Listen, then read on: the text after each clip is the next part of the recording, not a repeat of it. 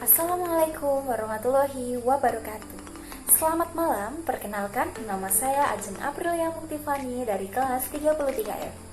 Dalam video kali ini, saya akan memberikan informasi tentang perencanaan sumber daya manusia. Perencanaan sumber daya manusia adalah sebuah proses perencanaan strategis untuk mengoptimalkan sumber daya manusia yang ada di dalam perusahaan. Pengertian dan manfaat perencanaan sumber daya manusia. Perencanaan sumber daya manusia merupakan proses perencanaan sistematis untuk memaksimalkan sumber daya manusia sebagai aset utama perusahaan. Tujuan dari perencanaan sumber daya manusia ini adalah untuk memastikan kesesuaian antara tenaga kerja dan pekerjaan, baik dari segi jumlah maupun kualitas yang dibutuhkan.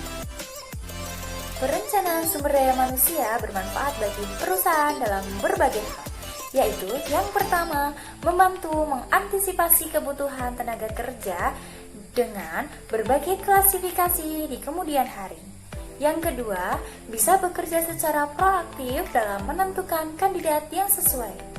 Yang ketiga, sesuai dengan tujuan masing-masing perusahaan, perencanaan sumber daya manusia memungkinkan untuk mengidentifikasi, memilih, dan mengembangkan kompetensi atau tenaga kerja yang dibutuhkan oleh perusahaan. Secara garis besar, proses perencanaan sumber daya manusia dibagi menjadi 4 langkah yang meliputi: yang pertama, persediaan tenaga kerja saat ini.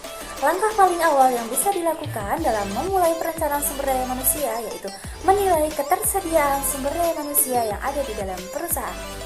Yang kedua, kebutuhan sumber daya manusia di masa yang akan datang. Langkah selanjutnya dalam perencanaan sumber daya manusia yaitu menganalisa kebutuhan tenaga kerja di masa yang akan datang.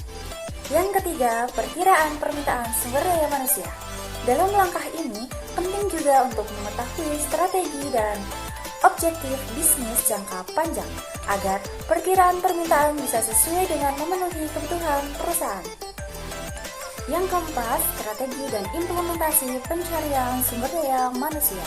Setelah mengetahui kekurangan yang dibuat dari evaluasi supply dan demand sumber daya manusia, selanjutnya pengembangan strategi berdasarkan perkiraan permintaan sumber daya manusia yang sudah dibuat. Strategi yang dibuat tentunya harus bisa memberikan solusi bagi kekurangan masalah sumber daya manusia di dalam perusahaan. Melakukan relokasi, rekrutmen, outsourcing, pelatihan, manajemen sumber daya manusia, hingga melakukan perubahan kebijakan terkait sumber daya manusia. Selanjutnya, faktor yang diperlukan untuk mempertimbangkan perencanaan sumber daya manusia yaitu yang pertama, pertumbuhan. Apakah perusahaan memiliki budget? Apakah perusahaan akan melakukan ekspansi dan membutuhkan banyak sumber daya manusia? Yang kedua, perubahan. Perubahan bisa terjadi kapan saja. Ketika perusahaan sedang mengalami perubahan, usahakan agar memiliki fleksibilitas agar bisa menentukan kebutuhan perusahaan dengan baik dan secara baik. Yang ketiga, di era yang didominasi oleh teknologi ini, penting bagi perusahaan untuk memahami pentingnya fungsi dan peran teknologi dalam operasional perusahaan. Tahap-tahap perencanaan sumber daya manusia. Yang pertama, menganalisa tujuan organisasi. Selanjutnya, yang kedua, melakukan inventarisasi sumber daya manusia saat ini.